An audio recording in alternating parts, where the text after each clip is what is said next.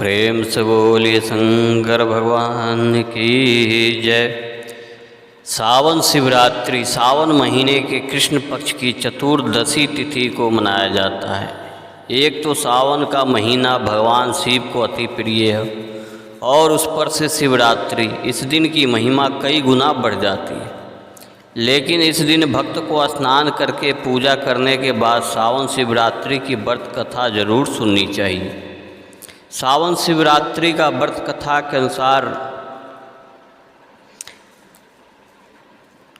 चित्रभानु नाम का एक शिकारी जंगल में जानवरों का शिकार करके अपना घर चलाता था। शिकारी के ऊपर साहूकार का बहुत सारा कर्ज था और कर्जा न चुका सकने के कारण एक दिन साहूकार क्रोधित हो गया। उसने चित्रभानु को बंदी बना लिया था। जिस दिन साहूकार ने उसे बंदी बनाया था वह शिवरात्रि का दिन था। बंदी रहते हुए शिकारी भगवान शिव से जोरी महिमा की बातें सुनता रहा। वही उसने शिवरात्रि व्रत की कथा भी सुनी। शिकारी का पूरा दिन ऐसे ही गुजरा। शाम को साहूकार ने चित्रभानु को कर्ज चुकाने के लिए एक दिन का समय दिया और उसे छोड़ दिया। कर्ज चुकाने के लिए चित्रभानु ने पूरा दिन बिना खाए पिए जंगल में शिकार ढूंढते हुए बिता दिया। शिकारी ने मन बनाते हुए समय पेड़ की कुछ टहनियाँ तोड़ी और संजोग से बेलपत्र के कुछ पत्ते शिवलिंग पर जा गिरे। इस प्रकार शिकारी ने दिन भर भूखे प्यासे रहकर अनजाने में ही सही वह शिवरात्रि का व्रत भी हो गया और शिवलिंग पर बिलपत्र भी चढ़ा दिया। रात्रि का एक पहर बीतने के बाद एक गर्भिणी मृग तालाब के किनारे पानी पीने के लिए पहुंची। शिकारी ने उसे मारने के लिए अपना धनुष उठाया तो संजोग से फिर से उसके हाथ के धक्के से कुछ पत्ते और जल की बूंदें नीचे बने शिवलिंग पर गिर गए और अनजाने में ही सही शिकारी की प्रथम पहर पूजा संपन्न हो गई।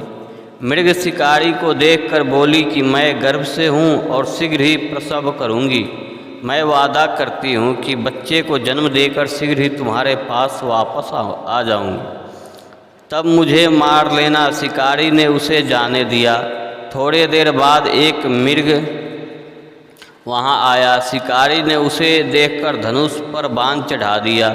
फिर से कुछ बेलपत्र उसके हाथ से नीचे शिवलिंग पर जा गिरी और इस तरह से उसकी दूसरे पहर की पूजा भी हो गई। इस मृग ने भी विनम्रतापूर्वक शिकारी से निवेदन किया कि मैं थोड़ी देर पहले ऋतु से निवृत्त हुई हूँ और अपने प्रिय की तलाश कर रही हूँ। मैं वचन देती हूँ कि अपने पति से मिलकर शीघ्र ही वापस आ जाऊँगी। तब मुझे मार लेना। शिकारी ने उसे भी जाने दिया। अब रात्रि की आखिरी पहर बीतने को था। फिर एक मृग अपने बच्चों के साथ उधर से निकली। शिकारी ने उसे मारने के लिए तुरंत ही धनुष पर तीर चढ़ा दिया।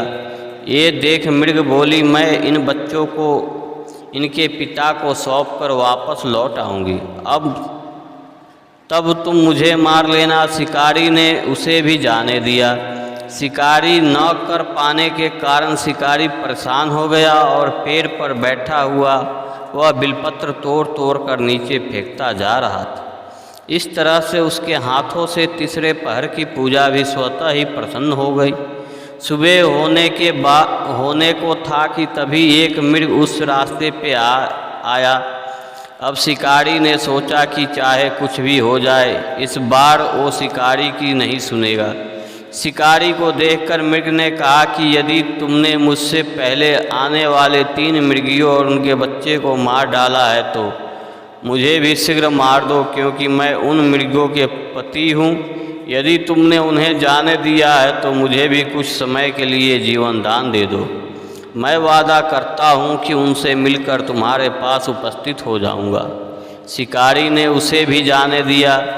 जाने अनजाने में ही सही, लेकिन शिकारी के द्वारा उपवास, रात्रि जागरण और शिवलिंग का बेलपत्र चढ़ने से उसका हिंसक हृदय अब निर्मल हो गया। थोड़ी देर में वह मृग अपनी पत्नियों के साथ शिकारी के सामने उपस्थित हो गया। जंगली पशुओं की ऐसी सामूहिक प्रेम भावना देखकर शिकारी को अपने आप पर बड़ी गलानी महसूस हुई। उसकी आंखों से आंसू निकल पड़े। उसने मृग परिवार को जाने दिया और जीवन में कभी हिंसा ना करने का निर्णय लिया। शिकारी के ऐसे करने से भगवान शिव उससे प्रसन्न हुए और उन्हें उसे दर्शन देकर सुख समृद्धि का वरदान दिया। साथ में उसे गृह नाम प्रदान किया। मान्यता है कि ये वही गृह था जिसकी भगवान श्री राम ने मित्रता की थी।